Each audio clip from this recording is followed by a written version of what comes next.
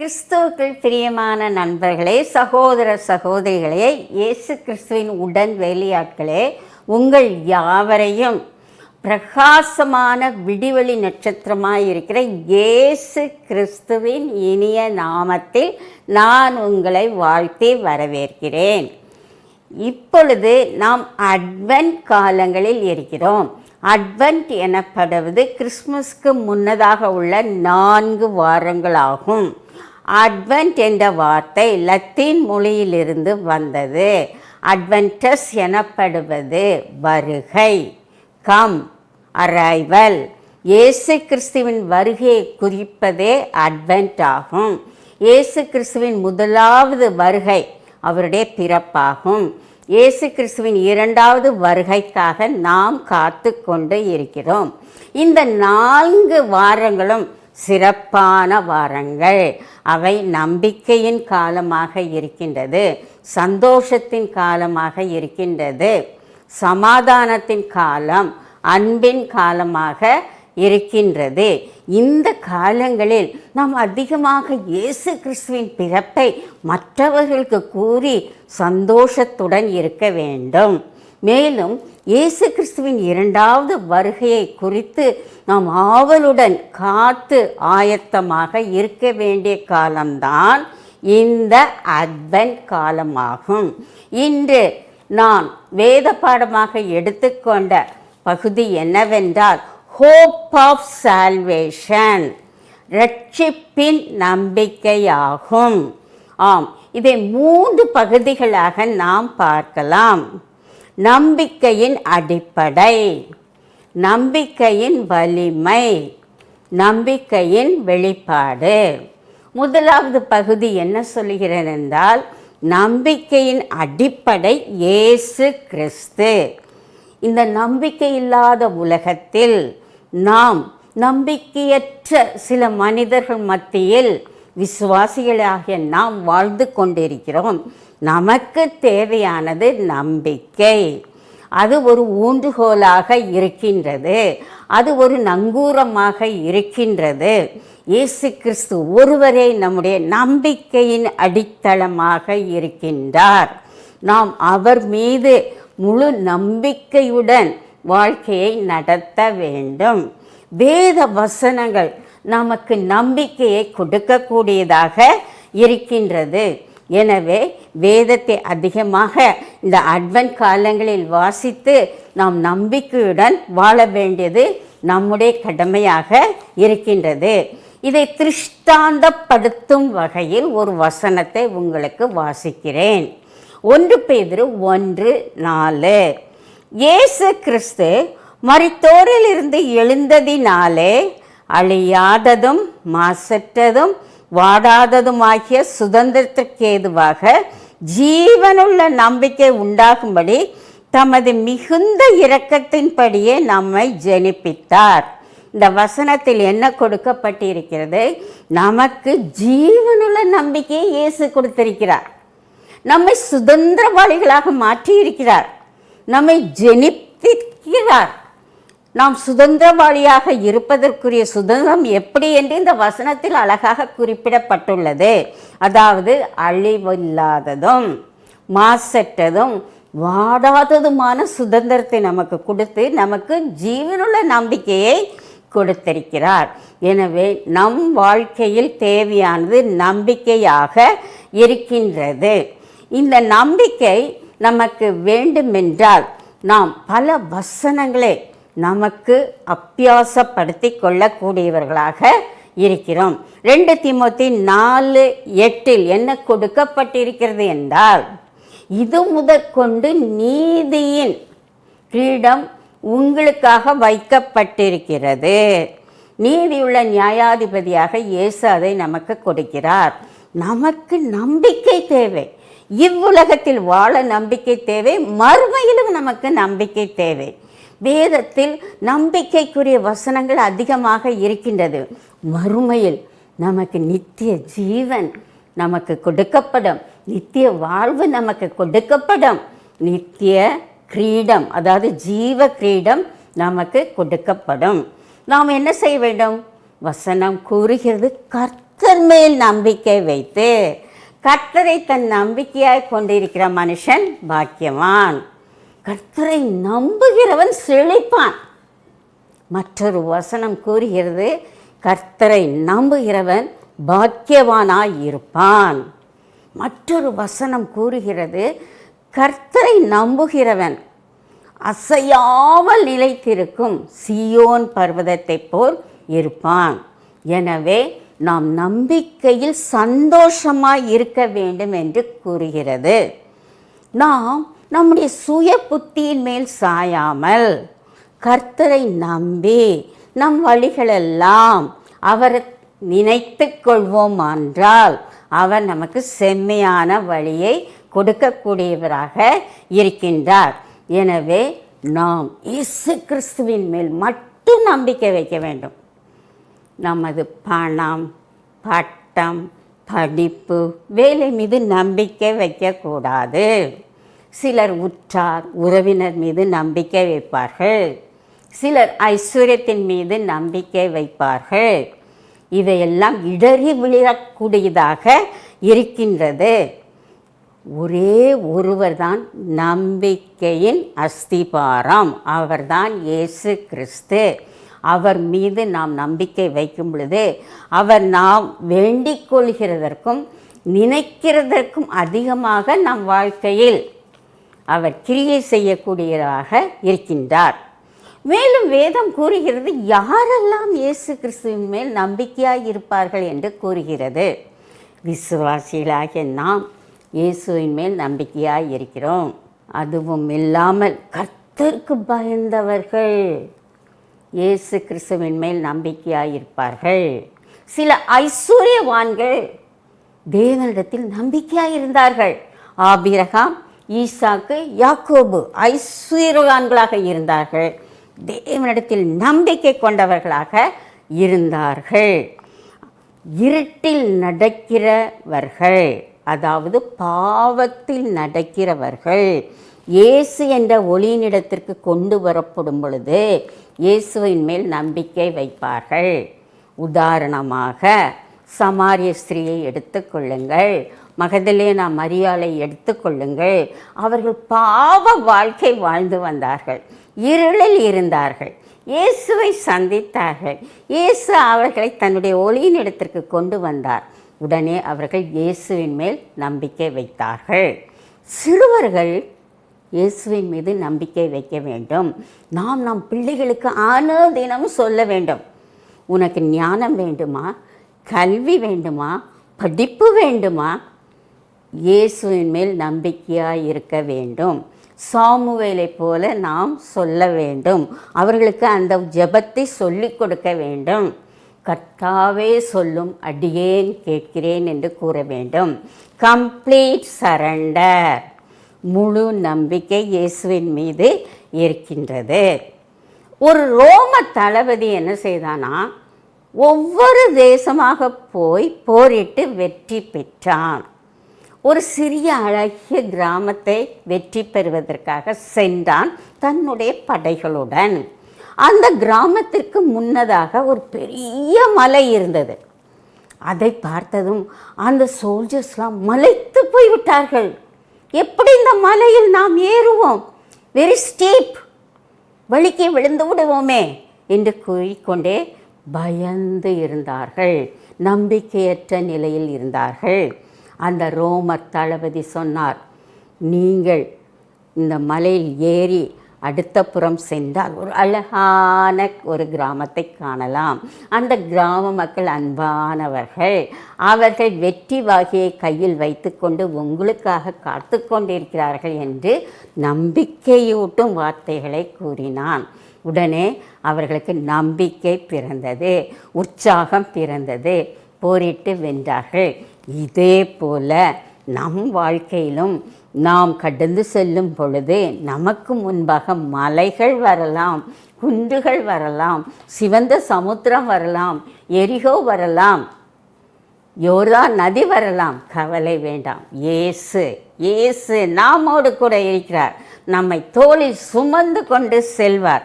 அந்த நம்பிக்கையுடன் நம் வாழ்க்கையை நடத்த வேண்டும்.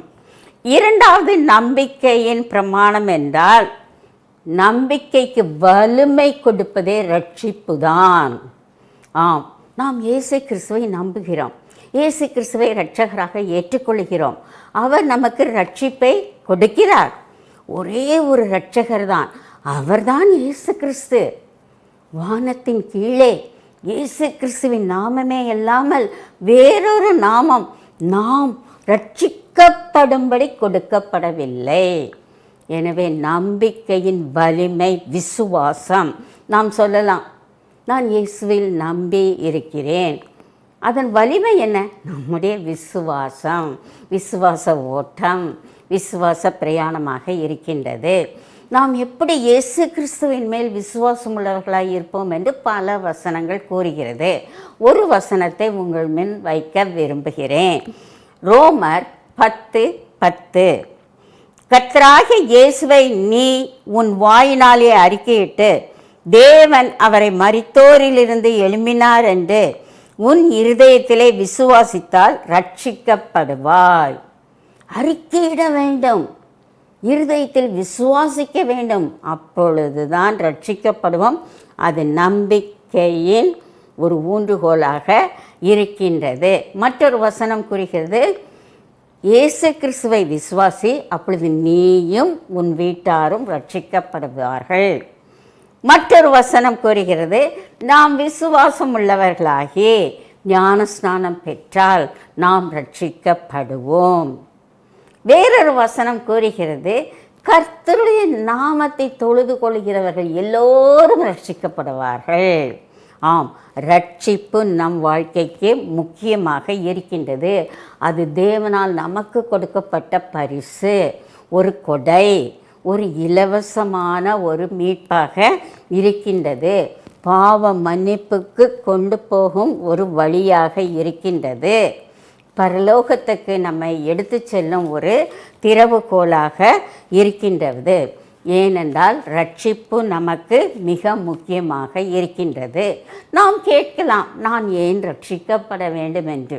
வேதம் கூறுகிறது, நாம் யாவரும் பாவம் செய்து தேவ மகிமையற்றவர்களானோம், நன்மை செய்கிறவன் ஒருவனும் இல்லை, பாவத்தின் சம்பளம் மரணம், பாவம் நமக்கு அழிவை கொடுக்கும், பாவம் நமக்கு நரகத்தை கொடுக்கக்கூடும்.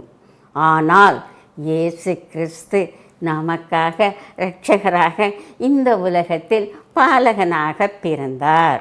நம்மை ரட்சிக்கும்படியே அவர் பிறந்தார். நாம் ஒருவரும் கெட்டு போகக்கூடாது என்பது தேவனுடைய விருப்பம். நாம் யாவரும் ரட்சிக்கப்பட வேண்டும் என்பது தேவனுடைய சித்தம். அவர் தமது ஒரே குமாரனை அனுப்பினார். யோவான் 3:16 கூறியுள்ளபடி தேவன் தம்முடைய ஒரே பேரானை உலகத்திற்கு அனுப்பும் பொழுது அந்த குமாரனை விசுவாசிக்கிறவன் எவனோ அவன் கெட்டு போகாமல் ரட்சிக்கப்படுவான் என்று கூறப்பட்டிருக்கிறது. இந்த அட்வென்ட் காலங்களில் இயேசுவின் பிறப்பை நினைக்க வேண்டும். இயேசு எனக்காக ஸ்திரீயின் வித்தானார், மாம்சமானார், மாம்சத்தில் வெளிப்பட்டார், தம்மை வெறுமையாக்கினார், தம்மை அடிமையாக்கினார், விண்ணுலகின் மகிமையை துறந்து நமக்காக தரித்திரமானார். அவர் நம்பிக்கையின் நட்சத்திரமாக இவ்வுலகத்தில் பிறந்தார். எனவே இந்த காலங்கள் நாம் மகிழ்ந்து கொண்டாடக்கூடிய காலங்களாக இருக்கிறது. வாரும் நாம் எல்லோரும் கூடி மகிழ் கொண்டாடுவோம் என்று பாடுகிறோம். கிறிஸ்மஸ் காலங்களில் நாம் மகிழ்ந்து களிகூறக்கூடியவர்களாக இருக்க வேண்டும். ஏன் நாம் மகிழ்ச்சியாக இருக்க வேண்டும் என்று நீங்கள் கேட்கலாம். ஏனென்றால் 1ஆவது நூற்றாண்டில் இயேசு கிறிஸ்து பெத்லகேமில் பிறந்த பொழுது அநேகர் சந்தோஷத்துடன் இருந்தார்கள். அதெந்த சந்தோஷம் நமக்கு தேவை. தேவ தூதர்கள் மிகுந்த சந்தோஷத்துடன் வந்து உலகத்திற்கு ஒரு நற்செய்தியை மேய்ப்பர்களுக்கு கொடுத்தார்கள். அவர் ஃபஸ்ட்டு கேரல் பார்ட்டி அங்கே விண்ணுலகில் கண்டக்ட் பண்ணாங்க. அந்த கேரல் பார்ட்டியில் ஃபஸ்ட்டு கேரல் சாங் என்னது? உலகத்தில் உன்னதத்தில் இருக்கிற தேவனுக்கு மகிமையும் பூமியிலே சமாதானமும் மனுஷர் மேல் பிரியம் உண்டாவதாக என்று சொல்லி பாடி துதித்தார்கள். First carol song. அவர்களுடைய கான்கிரிகேஷன் யார்? ஒரு சர்வீஸ் நடத்தினாங்க, ஒரு கேரல் சர்வீஸ் நடத்தினாங்க. யார்? தேவதூதர்கள் எல்லோரும் பெருந்திரளாக கூடி ஒரு கேரல் சர்வீஸ் நடத்தினார்கள். அதில் ஆடியன்ஸ் யார்? நம்முடைய மேய்ப்பர்கள். எனவே தேவதூதர்களைப் போல நாம் என்ன செய்ய வேண்டும்? இயேசு கிறிஸ்துவின் பிறப்பை மற்றவர்களுக்கு சொல்ல வேண்டும். எனக்காக உனக்காக இயேசு கிறிஸ்து உலகத்தில் மனிதனாக அவதரித்தார்.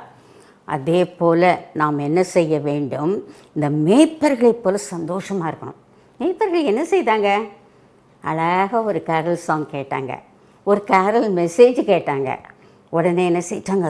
துரிதமாய் புறப்பட்டு பெத்லகேமுக்கு சென்று முன்னணியில் இருக்கிற இயேசுவை கண்டார்கள், பணிந்து கொண்டார்கள். வேதம் கூறுகிறது, அவர்கள் துதித்து பாடினார்கள், தேவனுக்கு மகிமையை செலுத்தினார்கள். உங்களுக்கு ஒன்று தெரியுமா? இந்த மேய்ப்பர்கள் தான் ஃபஸ்ட் இவாஞ்சலிஸ்ட்.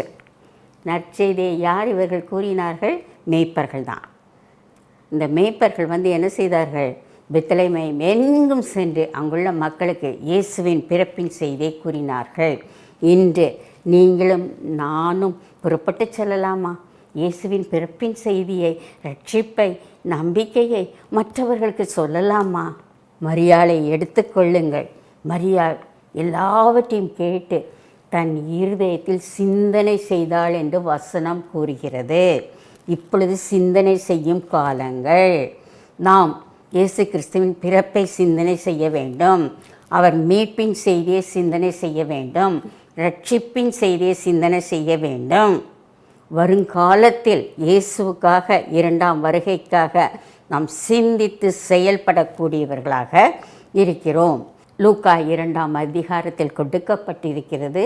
சீமியோன் ஒரு வயதான மனிதன் பரிசுத்தாவினால் ஏவப்பட்டு தேவாலயத்துக்கு சென்றான். அங்கே யோசேப்பையும் மரியாளையும் பாலகன் இயேசுவையும் கண்டான். இயேசுவை தன் கரத்தில் ஏந்தி என்ன கூறினான்? உம்முடைய இரட்சணியத்தை என் கண்கள் கண்டது என்று கூறினான். மிக சந்தோஷமாக இருந்தார்கள். சாஸ்திரிகளை எடுத்துக்கொள்ளுங்கள், அவர்களும் ஆனந்த சந்தோஷமாக இருந்தாங்களாம். இயேசுவை தேடினார்கள், இயேசுவை கண்டுகொள்ள பிரயாணப்பட்டு வந்தார்கள். பிரயாணத்தில் அநேக இடர்பாடுகள், ஏரோது போன்ற இடர்பாடுகள் மலைத்து போகவில்லை. அந்த நட்சத்திரம் the star of Jesus Christ, அதை அவர்கள் ஃபாலோ பண்ணி கொண்டு போய் இயேசுவை கண்டு முகங்குப்புற விழுந்து, சாஷ்டாங்கமாய் விழுந்து ஆனந்தத்துடன் வணங்கினார்கள். மிக அருமையான பரிசுகளை கொடுத்தார்கள். நாம் இந்த காலங்களில் என்ன செய்ய வேண்டும்? இயேசுவிடம் செல்ல வேண்டும், நம்மையே அர்ப்பணிக்க வேண்டும். நம்மை சுற்றிலும் இருக்கும் ஏழை எளியவர்களுக்கு நம்மால் இயன்ற உதவியை செய்து கொண்டே இருக்க வேண்டும். பிரகாசமான விடிவெளி நட்சத்தின் வழியே நாம் நடக்க வேண்டும். அருணோதயம் என்று கூறப்படும் இயேசுவின் ஒளியில் நடக்க வேண்டும். நீதியின் சூரியனாக இயேசுவின் ஒளியில் நடக்க வேண்டும். இயேசுவை நாம் பிரதிபலிக்க வேண்டும். ஆம், நாம் உலகத்திற்கு ஒளியாய் இருக்கிறோம். மலையின் மேல் இருக்கிற பட்டணம் போல் பிரகாசமாக இருக்க வேண்டும். நம்முடைய ஒளியை, இயேசு நமக்கு கொடுத்த ஒளியை மரக்காலின் அடியில் வைத்து மறைக்கக்கூடாது. எழும்பி பிரகாசி, உன் ஒளி உன்னிடத்தில் வந்தது என்று இயேசு கிறிஸ்து நம்மை அழைக்கிறார். நாம் எங்கும் சென்று, அங்கும் இங்கும் எங்கும் சென்று இயேசுவின் ஒளியை நாம் மற்றவர்களுக்கு எடுத்து கூறக்கூடியவர்களாக இருக்கிறோம். சாத்தான் வந்து நம்முடைய ஒளியை அவிழ்த்து விடாதபடி பார்த்து கொள்ள வேண்டும். ஒரு சரித்திர புத்தகத்தில் இவ்வாறு வாசித்தேன். ஆப்பிரிக்கா கண்டத்தை பற்றி நமக்கு தெரியும். அது 19வது நூற்றாண்டு வரை ஒரு இருண்ட கண்டம் என்று பெயர் பெற்றது. அங்குள்ள மக்கள் கலாச்சாரமற்றவர்கள், படியாதவர்கள், காட்டுமிராண்டிகள், ஏன் மாமிச பட்சிணிகளாக இருந்தார்கள். தேவன் அவர்களை அதிகமாக இயற்கை வளத்தின் மூலம் ஆசீர்வதித்தார். அமேசான் காடுகள் அங்குதான் இருக்கிறது. வெள்ளி, பொன், வைரம், வைடூரிய சுரங்கம் அங்கே இருக்கிறது. இன்றும் அவர்கள் ஏழைகளாக இருந்தார்கள். அப்பொழுதுதான் மிஷினரிமார்கள் சென்றார்கள். இயேசு கிறிஸ்துவின் நற்செய்தியை கூறினார்கள். வேதத்தை அவர்கள் கரத்தில் கொடுத்தார்கள். அவர்கள் படித்தவர்களானார்கள். இயேசுவின் ஒளியாய் இப்பொழுது திகழ்ந்து கொண்டு இருக்கிறார்கள். இப்படிப்பட்ட நிகழ்ச்சி நம் வாழ்க்கையிலும் நடக்க வேண்டும். நம் வாழ்க்கையில் இருண்டு கிடைக்கிறதா? நாம் எழுந்து இயேசுவுக்காக பிரகாசிக்கும் பொழுது அது ஒரு ஒளிமயமான, ஒரு வளமான, ஒரு செழுமையான ஒரு வாழ்வாக இருக்கும். 3வது வேத பகுதி என்ன கூறுகிறது என்றால், நம்பிக்கையின் வெளிப்பாட்டை கூறுகிறது. முதலாவது பார்த்தோம், நம்பிக்கையின் அடிப்படை, நம்பிக்கையின் வலிமை.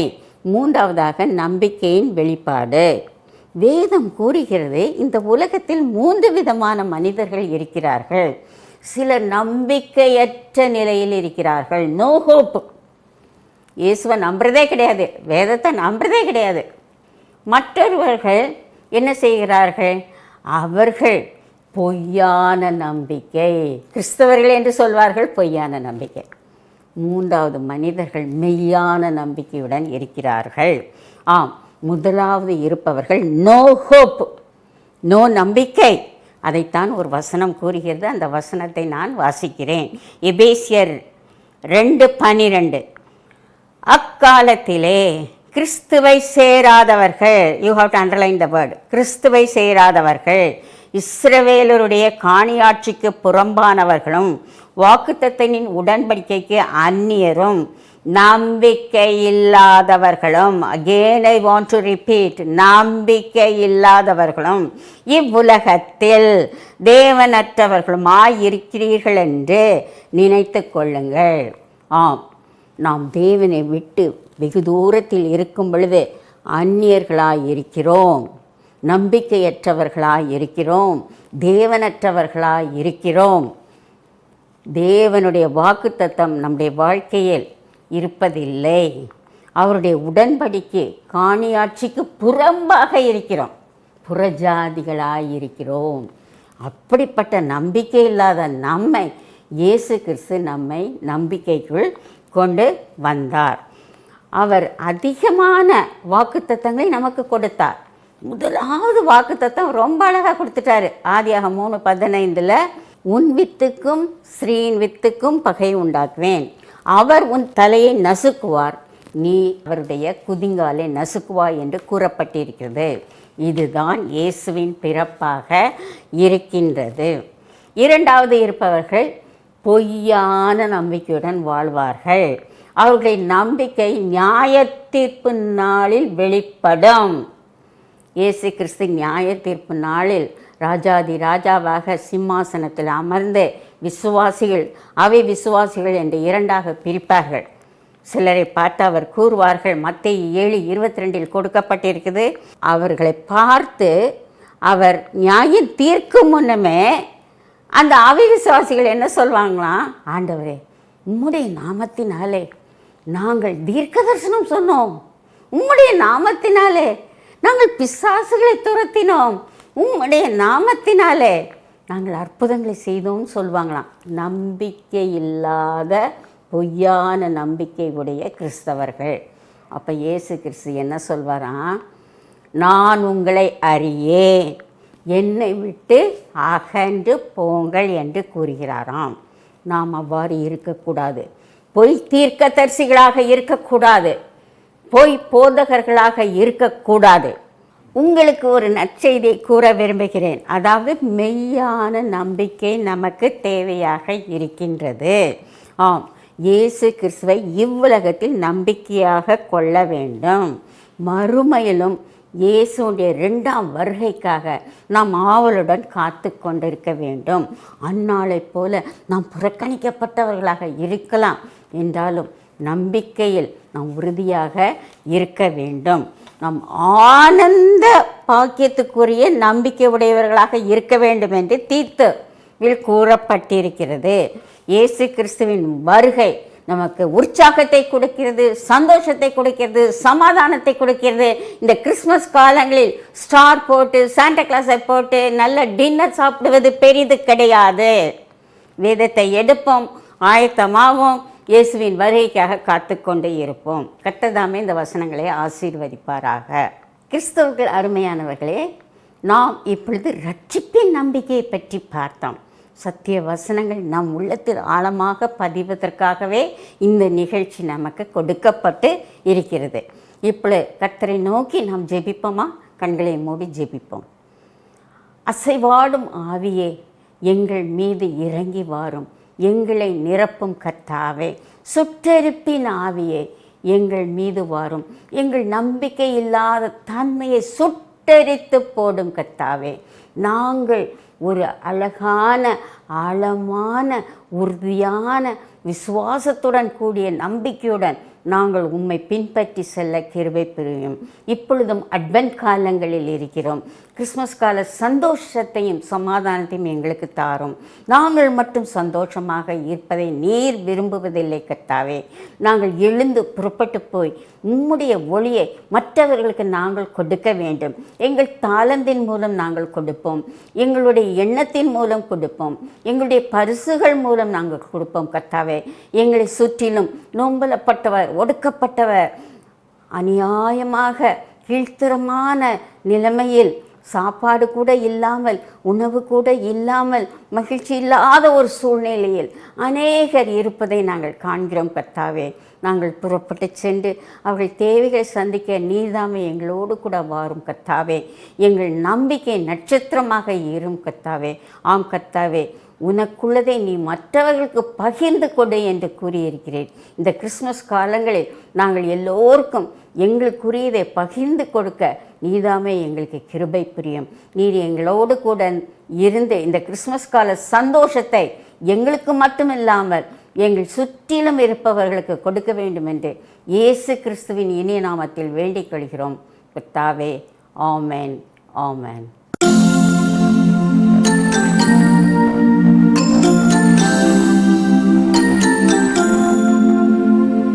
Mary's boy child, Jesus Christ, was born on Christmas Day, and man will live forevermore because of Christmas Day.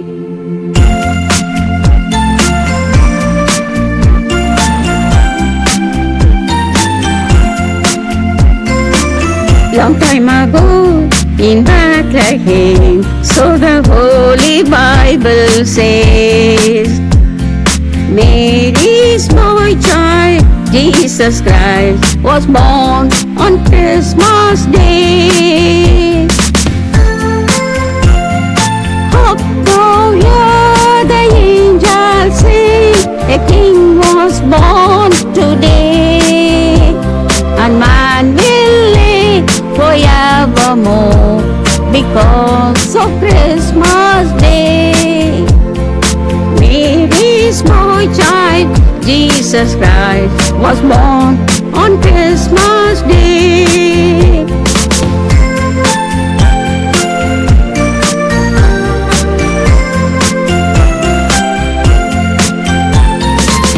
While shepherds watch the flocks by night, they see a bright new shining star.